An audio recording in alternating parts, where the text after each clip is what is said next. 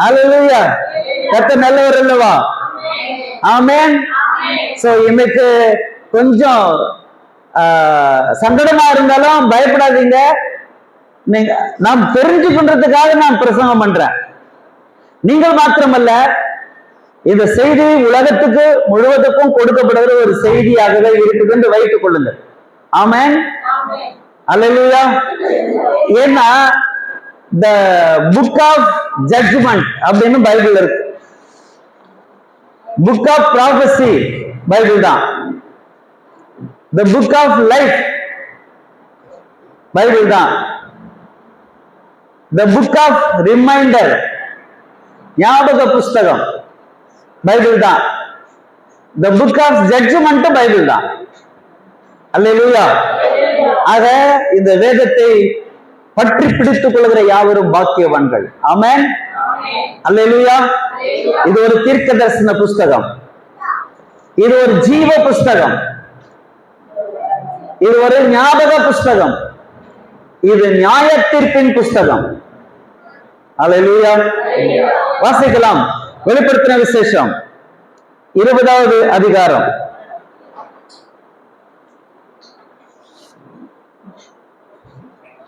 12 இருந்து பாருங்க. மரித்தோராகிய சிறியோரையும், இங்கே மரித்தவர்களாகிய சிறியோரையும் பெரியோரையும் தேவனுக்கு முன்பாக நிற்பார்கள். இதுவரைக்கும் நமக்கு முன்னாலே எவ்வளவு பேர் மரித்து போயிருக்கிறார்கள். யுத்தத்திலே, ஆக்சிடென்ட்களிலே கொலை செய்யப்பட்டு, விஷம் குடித்து, அல்லது ஹார்ட் அட்டாக் வந்து, ஏதோ வியாதிகள் வந்து, இல்லையா, கடல் பிரயாணத்திலே மரித்திருக்கிறார்கள், பிளைட் ஆக்சிடென்ட்ல மரித்திருக்கிறார்கள். இதுவரைக்கும் எவ்வளவோ மக்கள் மரித்திருக்கிறார்கள். வசனம் சொல்லுகிறது, நீங்களும் நானும் ஒரு நாள் மரிக்கத்தான் போகிறோம். நியாய தீர்ப்பு, the book of judgment, the judgment dayல தேவனுக்கு முன்பாக மரித்தவர்களாகிய சிறியோரையும் பெரியோரையும் நிறுத்த கண்டேன். அப்பொழுது அப்படியே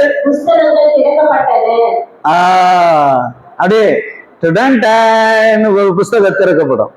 அந்த புஸ்தகத்துக்கு பேரு தான் நியாய தீர்ப்பின் புஸ்தகம். அல்லேலூயா. புஸ்தகங்கள் திறக்கப்பட்டது. திறக்கப்பட்டது. அப்பொழுது அந்த புஸ்தகத்தில் எழுதப்பட்டவைகளின்படியே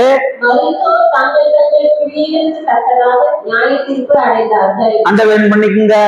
தங்கள் தங்கள் கிரியைகளுக்கு தக்கதாக நியாய தீர்ப்பு அடைந்தார்கள். சோ தேவனுக்கு முன்னால நாம் போய் ஒரு நாளிலே நிற்க போகிறோம்.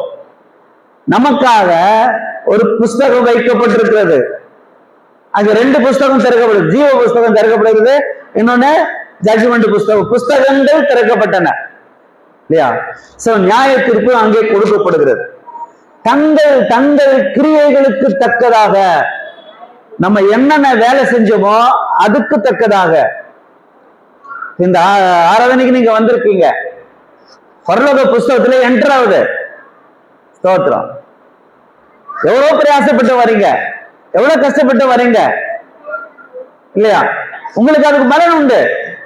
நீங்க 1 மணி நேரம் டெய்லி ஜெபம் பண்றீங்க, அதுக்கு பலன் உண்டு. அங்க நம்முடைய பேங்க் பாஸ்புக்ல, பேங்க்ல, அக்கௌண்ட்ல கிரெடிட் ஆகுது. ஸ்தோத்திரம். நல்லதும் கிரெடிட் ஆகுது, கெட்டதும். ஆமா. சோ நல்ல காரியமும் எழுதப்படுகிறது, கெட்ட காரியமும் எழுதப்படுகிறது. சோ மரித்த பின்னால நமக்கு அதுக்கேற்ற பலன் நமக்கு தேவன் கொடுக்க போகிறார் என்று வேதம் நமக்கு கற்று தருகிறது. நியாய தீர்ப்பு நாளில் போர் நிற்க போகிறோம். ஆகவே தான் வாசிக்கிறோம். 2 கொரிந்தியர் 5ஆம் அதிகாரம் 10வது வசனத்தை படிக்கலாம். 2 கொரிந்தியர் 5ஆம் அதிகாரம் 10வது வசனம். ஏனென்றால் சரீரத்தில் அவனவன் செய்த நன்மைக்காவது, சரீரத்தில் வாழ்கிற நாட்களிலே, வாழ்ந்த நாட்களிலே, அவன் தாயின் கர்ப்பத்திலே பிறந்தது முதல் அவன் மறுபடியும் மரித்து அடக்கம் பண்ண பூமியின் கருவறையிலே போகிற வரைக்கும், தாயின் கருவறையில் இருந்து வந்து பூமியின் கருவறைக்கு போகிற வரைக்கும் அவன் மாம்சத்தில் வாழ்ந்த நாட்கள் எல்லாம் நன்மைக்காவது தீமைக்கு ஆவது தக்க பலனை அடையும்படிக்கு நாம் எல்லாரும் இயேசுவின் நியாயாசனம், நியாயம் தீர்க்கப்படுகிற நியாயாசனம்.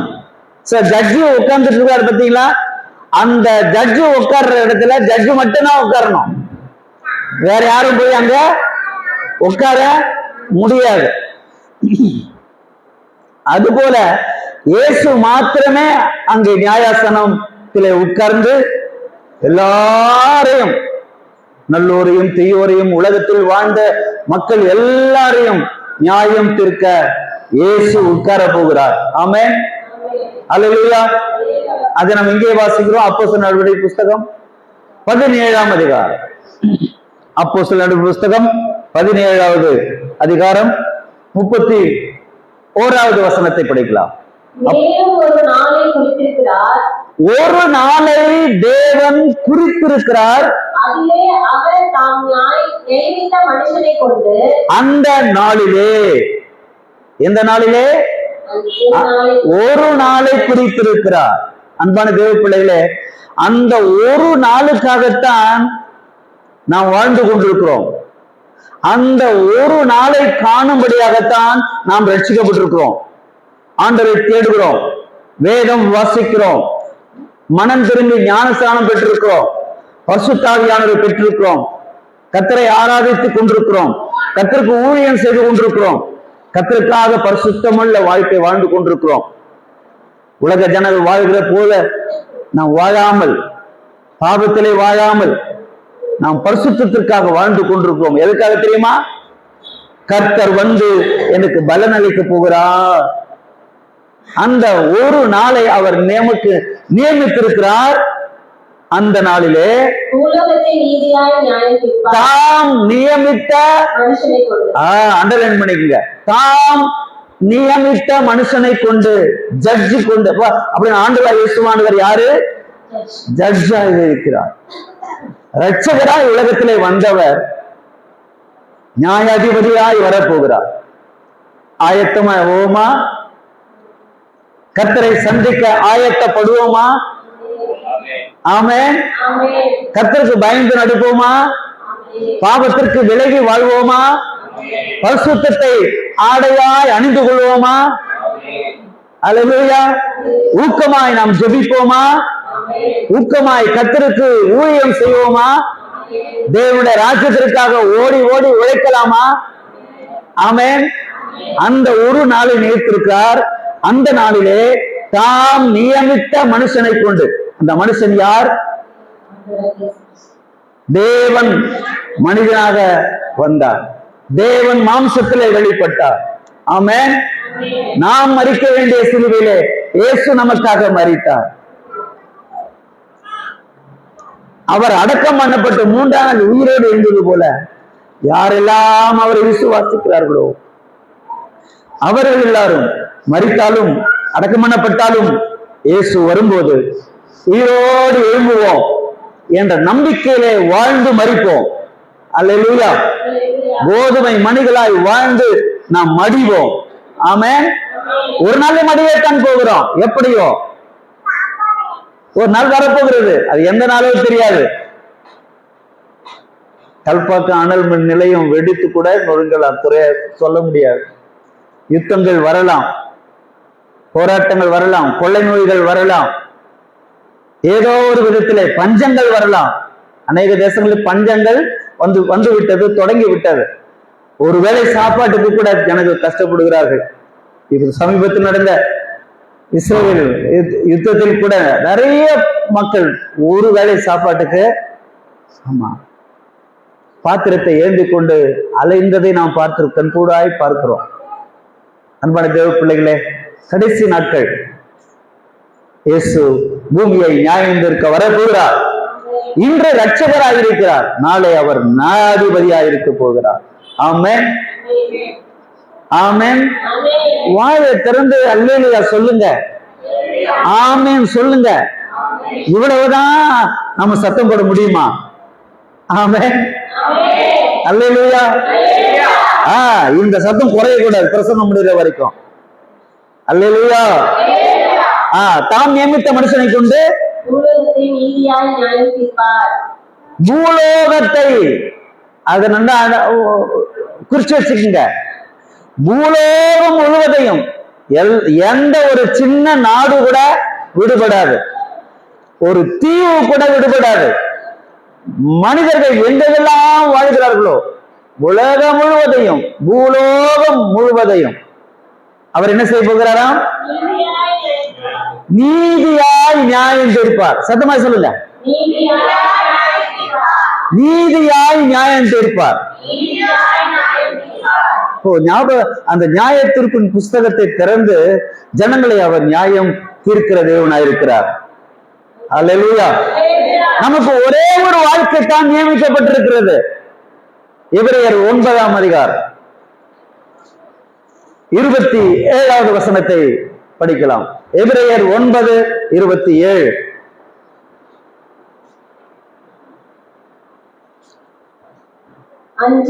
அன்றியும் ஒரே தரம் மரிப்பதும் பின்பு நியாய தீர்ப்பு அடைவதும் மனுஷருக்கு நியமிக்கப்பட்டிருக்கிறபடியே எல்லா மனுஷர்களுக்கும் நியமிக்கப்பட்டு இருக்கிறது. நல்லா கவனிச்சுங்க. சில கள்ள உபதேசங்கள் வந்து இந்த சத்தியத்தை திரித்து, நீங்கள் இந்த ஜென்மத்துல ஆமா இருந்த இது பண்ணலாம், அடுத்த ஜென்மத்துல ஆமா நாயா பிறப்பீங்க, பன்னியா பிறப்பீங்க, கோழியா பிறப்பீங்க, அதெல்லாம் இல்ல. ஒரே ஒரு ஜென்மம், மனுஷ ஜென்மம், ஒரே ஒரு வாழ்க்கை, மனித வாழ்க்கை. அதுதான் வேதம் சொல்லுது, மனிதன் ஒரே தரம், 2 தரம் 3 தரம் இல்ல, ஒரே தரம். எத்தனை தரம்? ஆமா, ஏலம் விடுற மாதிரி தான், ஒரே தரம். அவள் தான், யார் ஏலம் கேட்கிறாங்களோ அவங்களுக்கு போயிடும். அல்லேலூயா. ஆமா, மனிதன் ஒரே தரம், ஒரே வாழ்வு, ஒரே ஒரு வாழ்வு. அது பாவத்திற்கென்று வாழாமல், உலகத்திற்கென்று வாழாமல், மாம்சத்திற்கென்று வாழாமல், இஷ்டம் போல வாழாமல், சட்ட திட்டங்களின்படி வாழ்ந்து கர்த்தருடைய கற்பனைகளை கை கொண்டு முழு இருதயத்தோடு, முழு ஆத்மாவோடு, முழு பலத்தோடு, முழு சிந்தையோடும் வேதம் வாசித்து ஜெபித்து ஆண்டவரை உறுதியாய் பற்றி கொண்டோமானால் நியாய தீர்ப்பு நாளிலே நமக்கு ஆண்டவர் வெற்றி கொடுப்பார். ஆமென், அல்லேலூயா. நித்திய ஜீவனை அவர் நமக்கு தருவார். ஆமென்.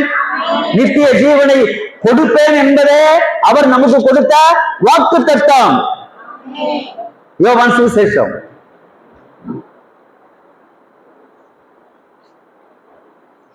20வது அதிகாரம் 31வது வசனத்தை படிக்கலாம்.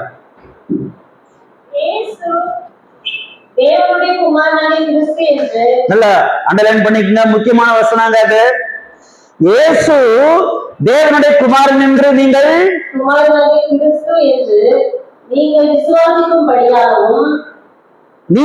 விசுவாசிக்கும்படியாகவும்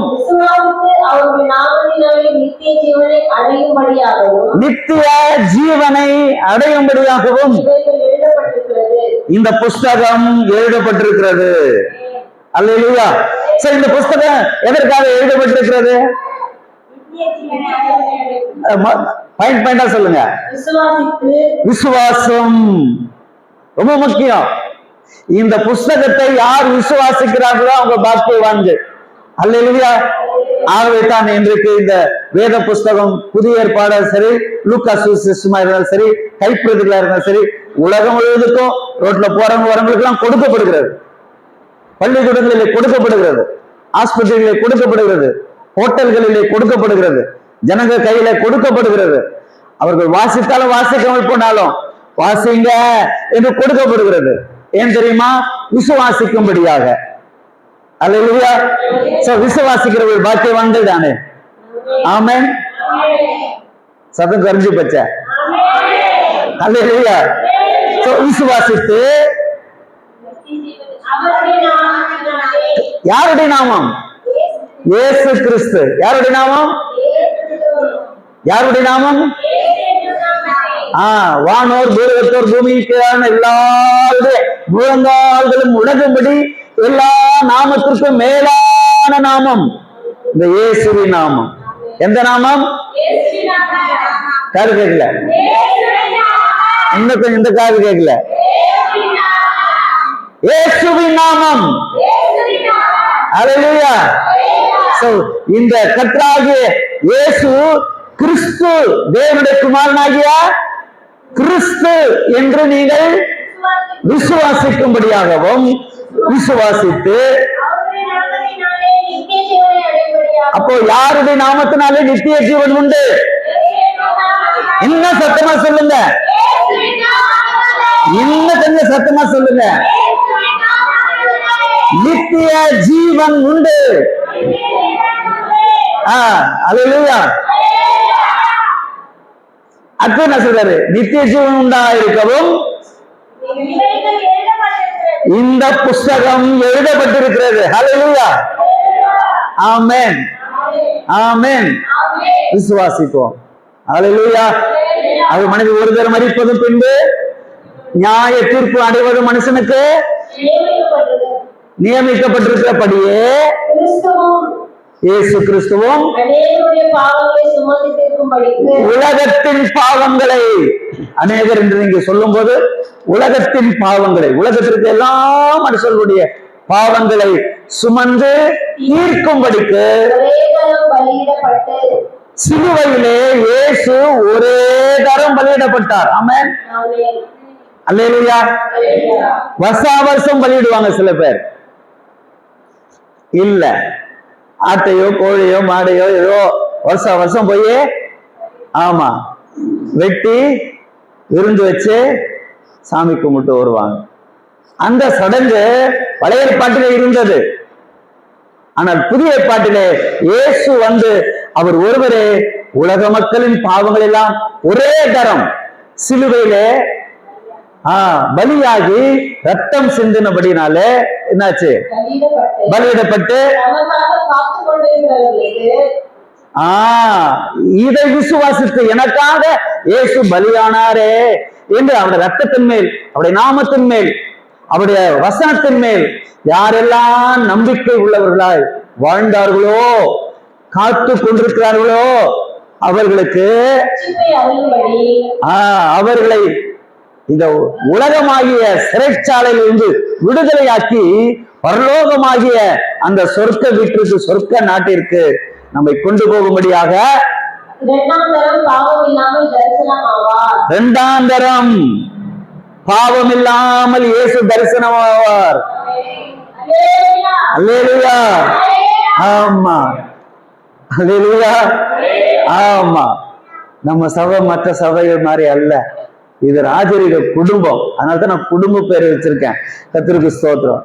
இது ராஜரிக குடும்பம். ஆமென். அல்லேலூயா. அல்லேலூயா. ஆமா. எழுந்திருப்போம், உட்காருவோம், முழங்கால் படிடுவோம், பாடுவோம், முடிப்போம், போ. அப்படி இல்லை, இங்க உட்கார்ந்தா இயேசுவோடு அப்படியே இணைஞ்சிடணும். ஆமென். உற்சாகமாகணும். ஆமென். அல்லேலூயா. ஆமா. கர்த்தருக்கு ஸ்தோத்திரம் உண்டாவதாக. அல்லேலூயா. இயேசுவோடு இணைந்து வாழ்கிற வாழ்க்கை பாக்கியமுள்ள வாழ்க்கை அல்லவா? ஆமென். இரண்டாவது தரம் இயேசு வர போகிறார். முதல் தரம் இரட்சகராய் வந்து விட்டார். இரண்டாவது தரம் நியாயாதிபதியாய் வரப்போகிறார். அல்லேலூயா. காத்து கொண்டிருக்கிற ஒரு கூட்டம் உண்டு. வந்தா என்ன வேணுமோ வாழ்ந்து கொண்டிருக்கிற ஒரு கூட்டம் உண்டு. நம்ம அந்த கூட்டத்திலிருந்து தேவன் உங்களை என்னையோ தமது அன்பினால் கிருபையினால் பிரித்தெடுத்து ரட்சித்து உட்கார வைத்திருக்கிறார். ஆமென். நம்ம ஆண்டவருக்கு பிரியமாயிருப்போம். ஆண்டவருக்கு நாம் நன்றி உள்ளவர்களா இருப்போம். அல்லேலூயா, அல்லேலூயா.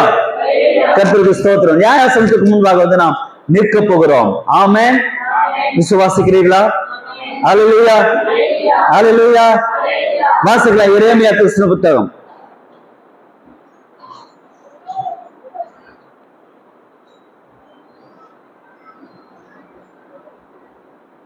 32ஆம் அதிகாரம் 19வது வசனத்தை நாம் வாசிக்கலாம். யோசனையில் பெரியவர், செயலிலே வல்லவருமாயிருக்கிறீர். அவனவனுக்கு அவனவனுடைய வழிக்கு தக்கதாகவும், அண்டர்லைன் பண்ணிக்கங்க, அவனவனுக்கு அவனவனுடைய வழிக்கு தக்கதாகவும். இவங்க எந்த வழியில போறாங்க, இவங்க எந்த வழியில வாழ்றாங்க, இந்த எந்த வழியில யோசிக்கிறாங்க, எந்த வழியில சிந்திக்கிறாங்க, எந்த வழியில இவங்க வேலை செய்யறாங்க, எந்த வழியில சிந்தி அவனவனுடைய வழிகளின் தக்கதாக, அவனவனுடைய கிரியைகளின் பலனுக்கு தக்கதாக பலன் அளிக்கும்படி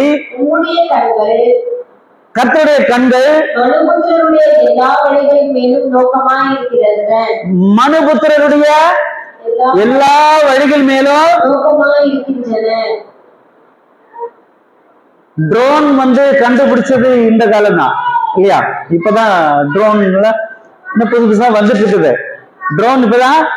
ஆமா, இந்த ட்ரோன் என்ன வேலை செய்யுது தெரியுமா? இந்த இஸ்ரேல் யுத்தத்துல ட்ரோன் பறக்க விட்டாங்க, பாத்திருக்கீங்களா? ஆமா, அமாஸ் கூட ட்ரோன் வச்சிருந்தாங்க. சோ இஸ்ரேல் ட்ரோன் வச்சிருந்தாங்க. தப்பித்து ஓடுகிற ஒரு படை வீரனை இந்த ட்ரோன் துரத்திக்கிட்டே போகுது. பார்த்து நான் ஆச்சரியப்பட்டேன். ஆமா, பின்னாலேயே துரத்தின்னு போகுது. துரத்துன்னு போயிட்டு அவனை ஷூட் பண்ணுது. அதுவே அந்த ட்ரோன் அந்த மாதிரி செட்டிங் பண்ணிருக்காங்க. ஷூட் பண்ணி அவன் இது பண்றான். அப்படியே போய் குழியில விழுந்துட்டான். குழியில விழுந்து அப்படியே சரண்டர் ஆகுறான். தண்ணி தாகத்துல அவன் வாய் தண்ணி தாகம் இருக்குது. ட்ரோன் தண்ணி பாக்கெட் போடுது. பார்த்தீங்களா? நான் ஏன் சொல்றேன் தெரியுமா? கர்த்தருடைய கண்கள் ட்ரோன் மாதிரி பார்த்துட்டு இருக்காமா எல்லா மனிதர்களுடைய வழியில. அல்லேலூயா, அல்லேலூயா. ஆமா. சோ மனுஷன் கண்டுபிடித்த இந்த மிஷினுக்கே இவ்வளவு பவர் இருக்குதுன்னு சொன்னா பாத்தீங்களா? அமெரிக்காவில நிறைய ட்ரோன்கள் வந்து நைட் டைம்ல வந்து அப்படியே பறந்துட்டே இருந்ததாமா. கேள்விப்பட்டிருக்கீங்களா? ஆமா, வேவு பார்க்குதாமா. எந்தெந்த பொருள் எங்க இருக்குது, யார் யார் எங்க போறாங்க, என்னென்ன வர்றாங்க அப்படின்னு சொல்லிட்டு ஒரு ட்ரோன் வேவு பார்க்குதாமா. அந்த கர்த்தருடைய கண்கள் என்ன செய்யுதாமா? சொல்லுங்க, எதுக்கு நோக்கமா இருக்குதா? யாருடைய வழிகளின் மேல்? சோ தேவன் அதை பார்த்து பார்த்து அவருக்கு என்ன செய்யறதுன்னே தெரியல. அழுவுறாராம், வேதனைப்படுறாராம் ஒரு பக்கத்துல, துக்கப்படுறாராம் ஒரு பக்கத்துல. மனுஷனை உண்டாக்குனதற்காக மனஸ்தாபப்பட்டார் என்று வேதத்துல வாசிக்கிறோம் ஒரு பக்கத்துல. இன்னொரு பக்கத்துல ரொம்ப கோபப்படுறார். ரொம்ப அந்த கோபத்தை ஏசாயா தீர்க்கதரிசி எப்படி எழுதுறாரு பாருங்களேன். படிங்களேன், 30ஆம் அதிகாரம் திருப்பிக்கிறீங்க. ஏசாயா 30ஆம் அதிகாரம்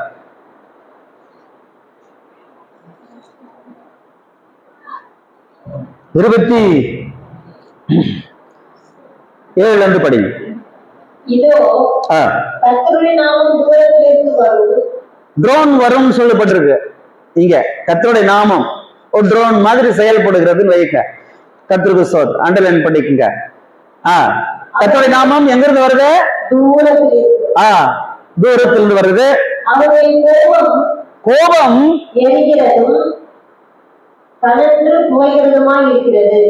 கர்த்தருடைய கோபம் எப்படி இருக்குதாம்? அப்படியே பயங்கரமா இந்த ஜனங்க பண்ற காரியத்தெல்லாம் பார்த்து ஆண்டவருடைய உள்ளம் எரிகிறது, நெருப்பு மாதிரி கொதிக்கிறதா. கனன்று புகைகிறதுமா இருக்கிறது. புகை வருதான் உள்ளத்துக்குள்ள அப்படியே புகைதான், கோபம், எரிச்சல். அந்த எரிச்சலின் நெருப்பு அப்படியே உள்ளத்திலே கொதிக்கிறதா. வாசிங்க. அவருடைய உதடுகள் சினத்தால் இறைந்து, உதடு அப்படியே சவ சவ சவ சவன்னு ஆகுதாமா. உதடு எப்படிங்க? என் முகத்தை எல்லாத்தையும் பாருங்க. கோபம், எரிச்சல், புகை, உதட கடிக்கிறாராம் ஆண்டவர். அப்புறம் அவருடைய நாவு பட்சிக்கிற அக்கினி போல இருக்கும். அல்லேலூயா, அல்லேலூயா. பாருங்க, இது எவனோ அந்த காலத்துல படிச்சிருக்கான் போல தெரியுது. அதனாலதான் போற பாதிலாம் பார்த்துப்பீங்களா, கையில ஒரு கத்தியை வச்சுட்டு, நாக்கு நீட்ட வச்சுட்டு, சிலைங்கெல்லாம் பார்த்துருக்கோம், மீசெல்லாம் வச்சு பார்த்துருப்பீங்களா? ஆமா, எவனோ அந்த காலத்துல இதை படிச்சிருக்கான் போல. ஒரு சிலையை செஞ்சுட்டான், அதே மாதிரி படிச்சு அந்த சிலையை செஞ்சுட்டான். ஸ்தோத்திரம்.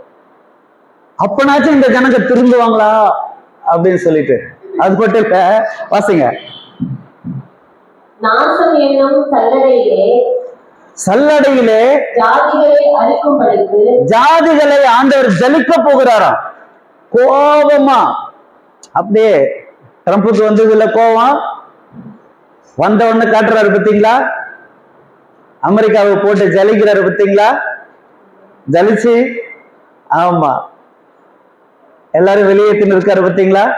கப்பல்களிலும் பிளைட்லிலும். ஆமா. சோ ஆண்டவர் சுத்தம் பண்றாரு, தேசத்தை சுத்தம் பண்றாருன்னு வச்சிடுங்க.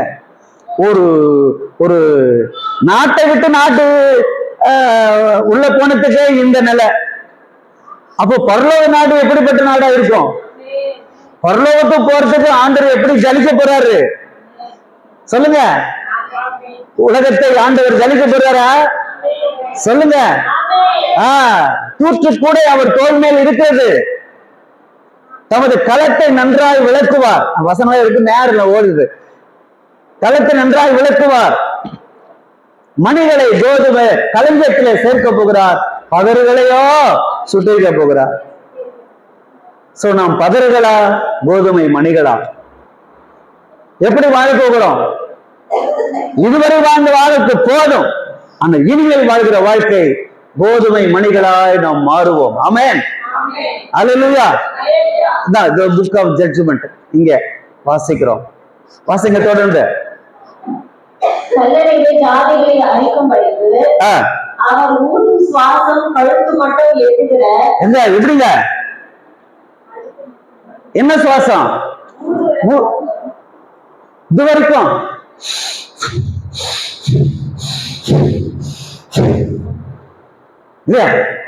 ஆமா, அந்த சுவாசம், கோபம், எரிச்சல், நாவு அக்னியா இருக்குது, மூச்சு வாது, அவ்வளோ கோபம், அவ்வளவு ஆண்டவர் வெறி கொள்ளுகிறாராமா.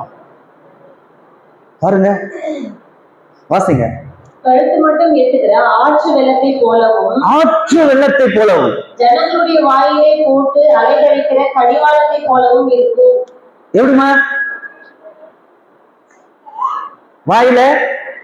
இப்ப இது கடிவாளம்னு வச்சுக்கீங்களேன், இந்த பேனை வந்து கடிவாளம், என் வாயில கடிவாளம் போகும்.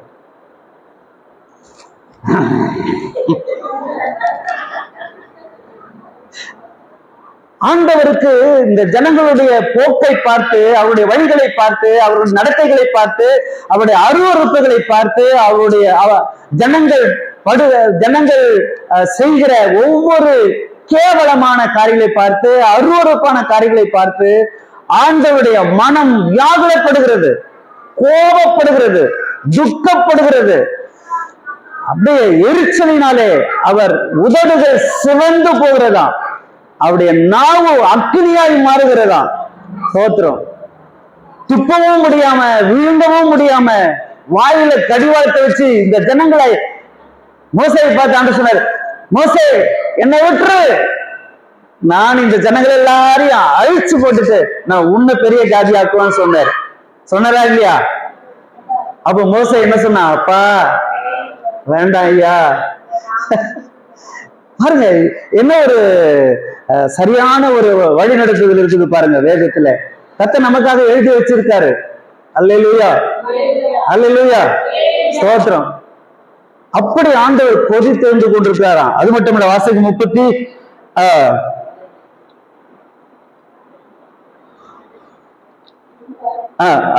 அதுல கீழே தொடர்ந்து வாசிங்க. பண்டிகை ஆசரிக்கப்படும் ராத்திரியிலே பாடுவது போல பாடுவீர்கள். கர்த்தருடைய பர்வதமாக இஸ்ரவேலின் கன்மலை அண்டைக்கு போக நாகசுரத்தோட நடந்து வருகிற போது வருகிறது போல மகிழ்வீர்கள். கர்த்தர் மகத்துவமானவர், தமது சத்தத்தை கேட்க பண்ணி கோபத்தினாலும் என்னவா சத்தத்தை கேட்க பண்ணி உக்கிர கோபத்தினால். அப்போ சத்தம் போடுறாராமா. உக்கிர கோபத்தோட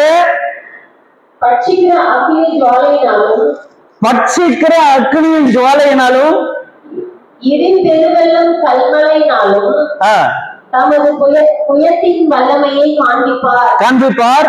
அப்போது தண்டாயுதத்தினால் அடித்த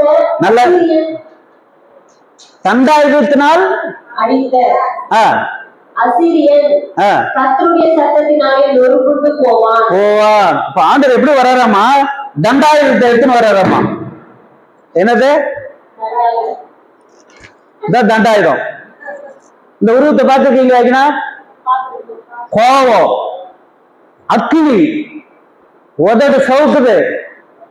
கோபத்தினாலே தண்டாயுதத்தை எடுத்துட்டு வந்து, ஆமா, அல்லேலூயா, அல்லேலூயா, ஆமா. தண்டாயுதம் பார்த்திருக்கீங்களா? மண்ணில உருண்டையா இருக்கும், ஒரு புடி ஒண்ணு வச்சிருப்பாங்க இல்லையா? ஆமா, அதான் தண்டாயுதம். சோத்திரம். இது யாருக்கிட்ட இருக்குது? கர்த்தர் கையில இருக்குது. ஹல்லேலூயா. இது தானே மனுஷன்கிட்ட இல்ல, கர்த்தர் கையில இருக்குது. கர்த்தர் அதை எடுக்க போகிறாராமா. வசனம் சொல்லுது. ஹல்லேலூயா. ஆகவே நாம் மனம் திரும்பி விடுவோம். கர்த்தருக்கு கோபம் மூட்டாமல் இருப்போம். கர்த்தருக்கு எரிச்சல் மூட்டாமல் இருப்போம். கர்த்தர் கோச்சிக்கிற மாதிரி நாம் நடந்து கொள்ளக்கூடாது. அவரை கோபப்படுத்த கூடாது. வேதத்திலே பார்க்கும் போதெல்லாம் அவருடைய கோபம் பற்றி இருக்கிறது. ஹல்லேலூயா, ஆமென்.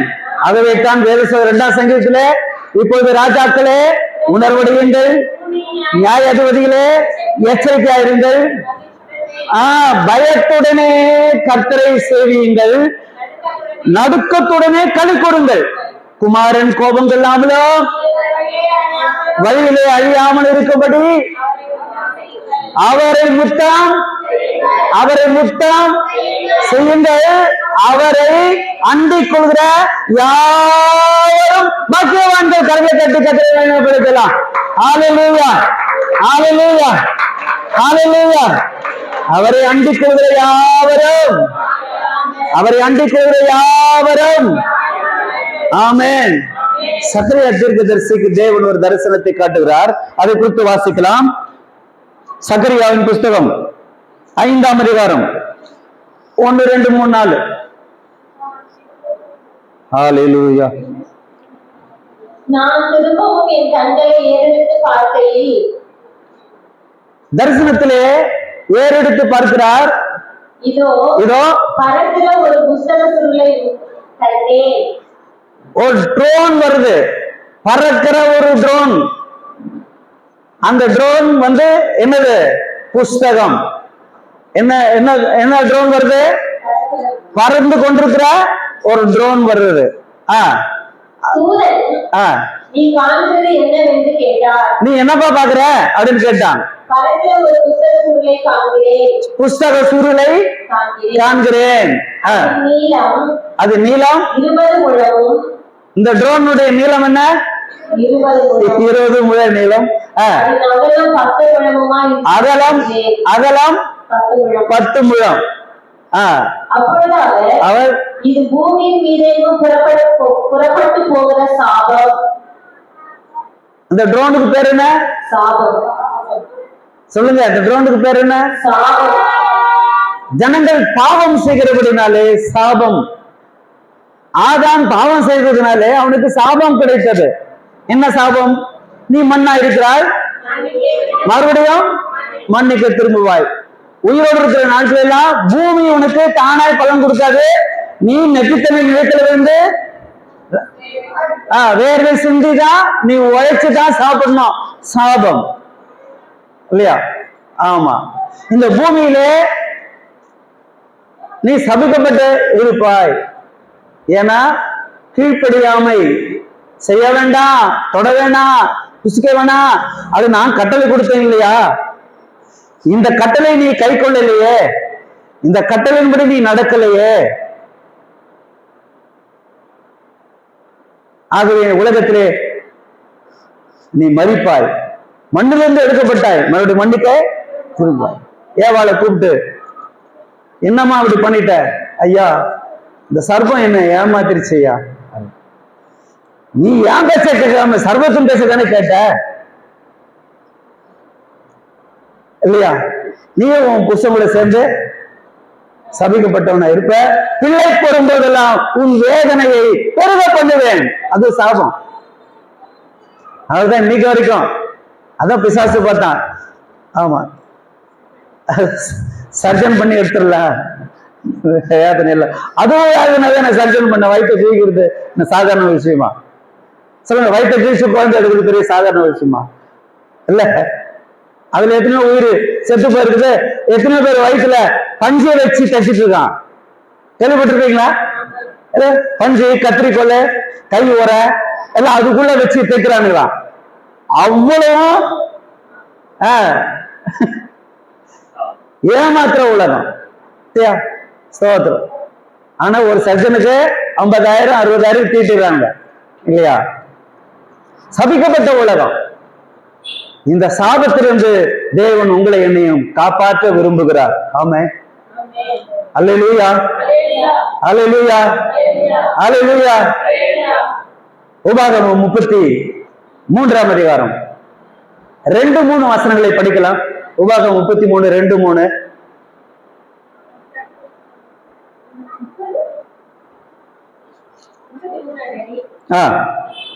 கர்த்தர் சீனாயிலிருந்து எழுந்தருளி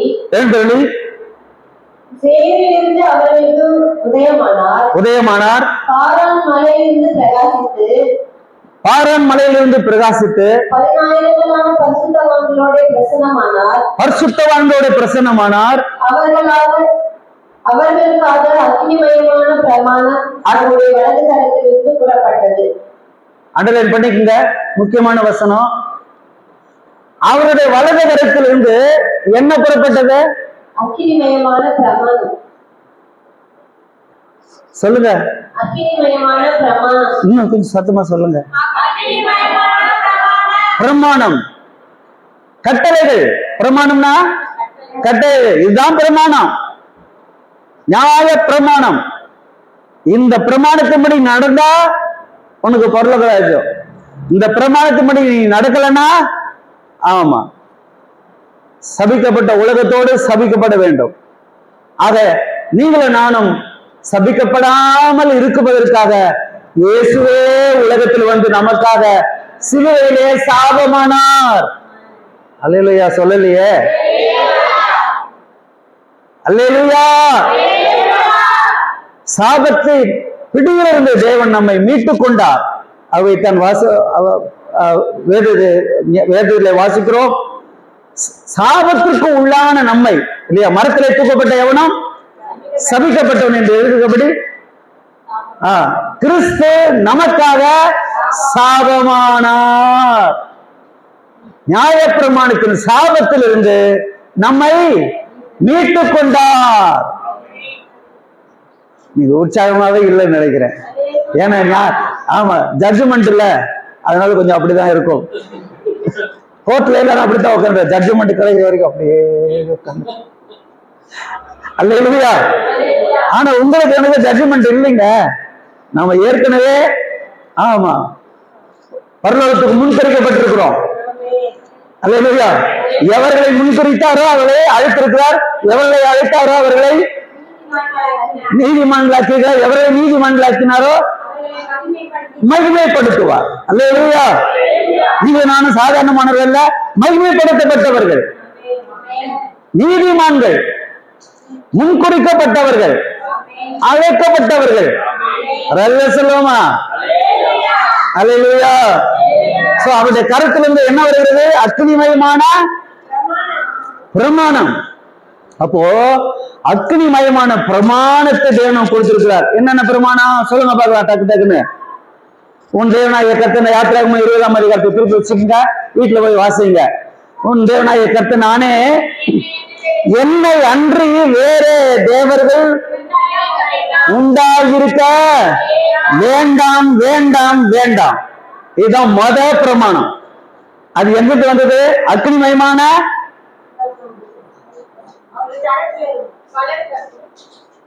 அக்னிமயமான அவருடைய வசனம் படியம்மா. வலது கரத்திலிருந்து எழுதப்பட்ட வார்த்தை, எழுதி கொடுக்கப்பட்ட வார்த்தை. உலகத்தை இந்த வார்த்தையின்படிதான் தேவன் நியாயம் தீர்க்க போகிறார். அல்லேலூயா. இரண்டாவது கட்டளை என்ன? யாதொரு விக்கிரத்தை ஆகிலும் சிலையை ஆகிலும் உருவத்திற்கு ஒப்பான சிலையை ஆகிலும்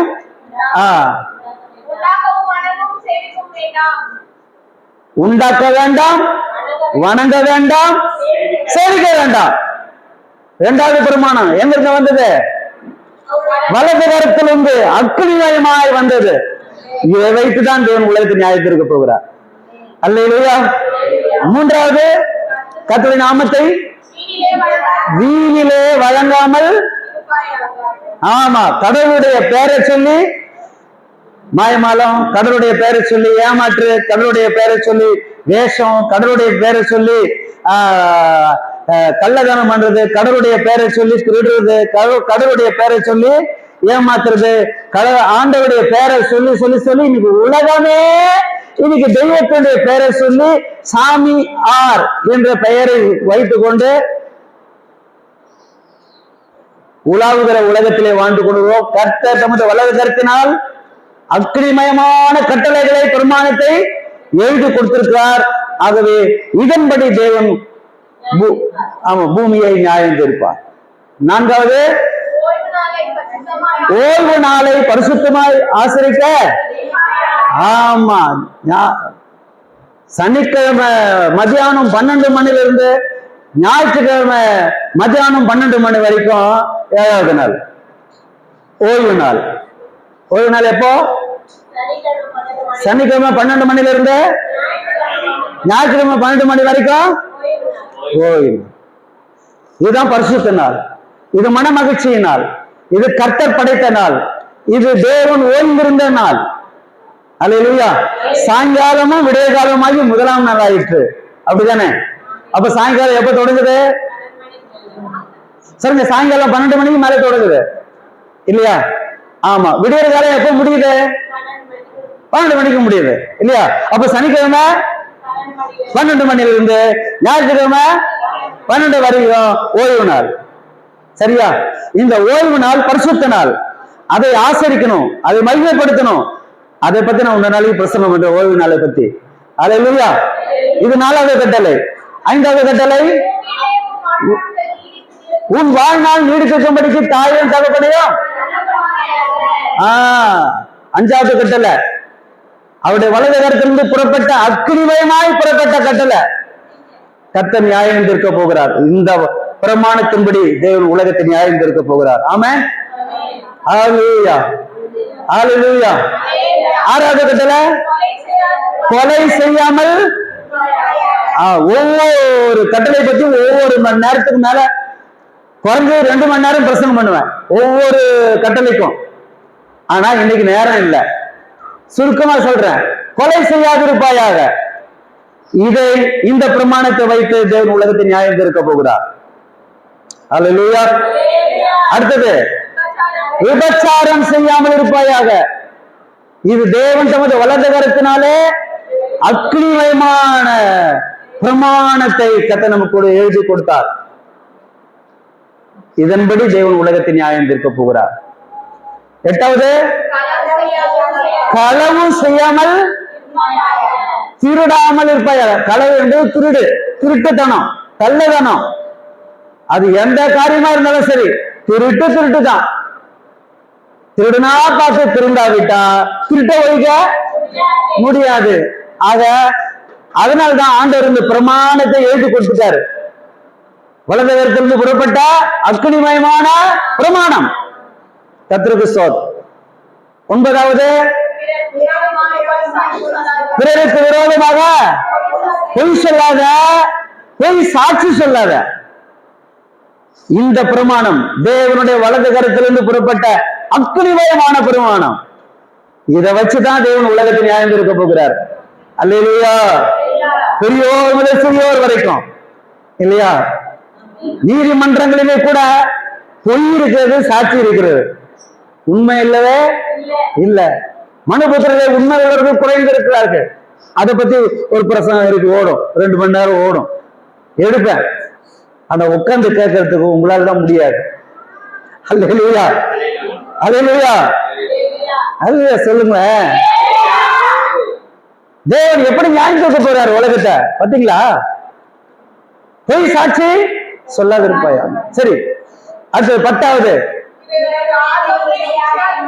பிறனுடைய யாவொன்றையும்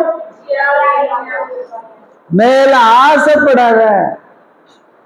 இன்னொருத்தன் கொண்டாட்டு, இன்னொருத்தன் வீடு, இன்னொருத்தன் ஆடு, இன்னொருத்தர் ஸ்கூட்டரு, இன்னொருத்தருடைய காரு, அது பிறனுடையது. அது மேல ஆசைப்படாத. பிறனுடைய நிலம் அது, அது பிறனுடைய வீடு, அது பிறனுடைய காசு, அது பிறனுடையது, மற்றவனுடையது. நீ உழைக்கல, நீ சம்பாதிக்க, உன்னை நான் ஆசீர்வதிப்பேன். பிறனுடைய மேல ஆசைப்படாத. பிறனுடைய யாதென்றையும் இச்சியாதிருப்பாயாக என்ற பிரமாணத்தை, கட்டளையை அவர் என்ன செஞ்சாரு? அக்னிமயமான வலது கரத்திலிருந்து அப்படியே எழுதினாரு. அப்படியே நெருப்பு வந்து டென் கமாண்ட்மெண்ட்ஸ் படத்தை பாருங்க, ஆண்டவர் எப்படி அதை எழுதுறாரு பாருங்க, சூப்பரா இருக்கு, நல்லா எடுத்திருக்காங்க. அல்லேலூயா. பாருங்க, 10 பிரமாணங்கள். இத வச்சுதான் தேவன் உலகம் முழுவதையும் நியாயம் தீர்க்க போகிறார். ஆகவேதான் நான் வெறும் கற்பனைகள் மாத்திரம் இதை எழுதல, காகிதத்தினாலும் மையினாலும் நான் இதை எழுதல. என் ஜனங்களாகிய என் ஜனங்களுடைய உள்ளத்திலே நான் அதை எழுதியிருக்கிறேன். பரலோகத்தை கர்த்தரை மையப்படுத்தலாமா? அல்லேலூயா, அல்லேலூயா.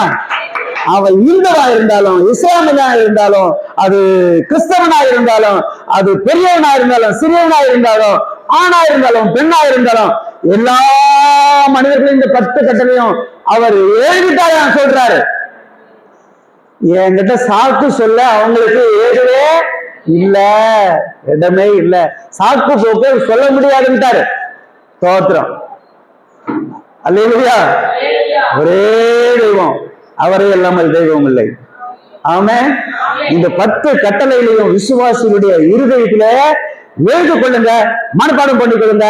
அடுத்த வாரம் வரும்போது நீங்க எல்லாரும் மைக்க பிடிச்சு 10 கட்டளையும் சொல்லிட்டு உட்காருவீங்க. 7 நாள் உங்களுக்கு டைம். சரியா? சரியா? எழுதுறீங்களா? எழுதுங்க, கடகன்னு எழுதுங்க. உந்தேவனாய கர்த்தர் நானே. வர ஒரு 5 நிமிஷம் லேட்டா அந்த போங்க, தப்பு இல்லை. ஆமென். 1, தேவனாய கர்த்தர் நானே, என்ன என்று உனக்கு வேற தேவர்கள் உண்டாயிருக்க வேண்டாம். ஃபர்ஸ்ட் கட்டளை. நீ வீட்டுல கூட போய் மனப்பாடம் பண்ணி எழுதிக்கீங்க. 2வது, யாதொரு சொர்க்கத்தை ஆகிலும் விக்கிரகங்களை ஆகிலும் உனக்கு உண்டாக்க வேண்டாம், நமக்கு இருக்க வேண்டாம், சேவிக்க வேணாம். உண்டாயிருக்க வேணாம், நமஸ்கரிக்க வேணாம், சேவிக்க வேணாம். சோ கட்டளை. 3வது, அவருடைய நாமத்தை வீணிலே வழங்கக்கூடாது. 4வது, அவருடைய பரிசுத்த ஓய்வு நாளை ஆசரிக்க நினைப்பாயாக. 5வது கற்பனை, தாயின் தகப்பனையும் கனம் பண்ணுவாயாக. சரியா? ஆறாவது கற்பனை, கொலை செய்யாதிருப்பாயாக.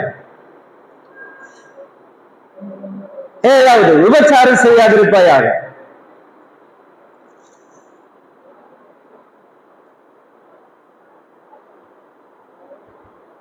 எட்டாவது, களவு செய்யாதிருப்பாயாக.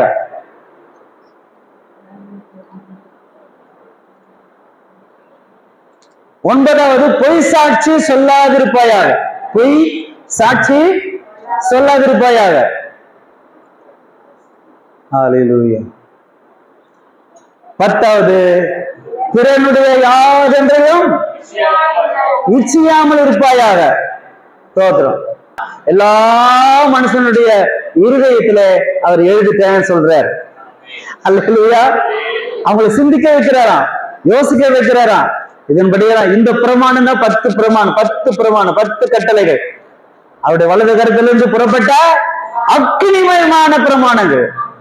அல்லேலூயா, அல்லேலூயா. இந்த வேதத்தின் மகத்துவம் எழுதி என் ஜனங்கத்துல கொடுத்துட்டேன் அப்படின்றார். அல்லேலூயா. இதன்படித்தான் கர்த்தர் நம்மளை நியாயம் தீர்க்க போகிறார், அவர் வரப்போகிறார். ஆமென். அல்லேலூயா.